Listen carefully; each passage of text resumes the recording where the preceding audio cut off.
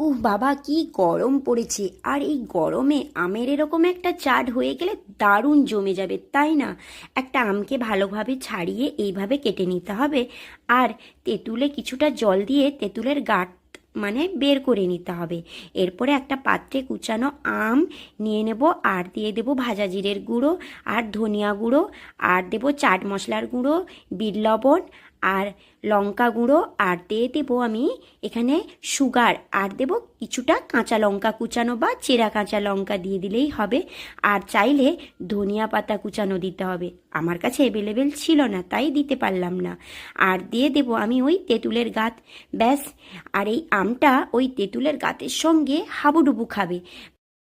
আর দুদিন রাখার পরে আমটা সেদ্ধ হয়ে যাবে, কাঁচা লঙ্কা আর আমটা সেদ্ধ হয়ে যাবে, তারপরে জাস্ট জমে যাবে। এইভাবে রেসিপিটা একদম মিস করো না কিন্তু।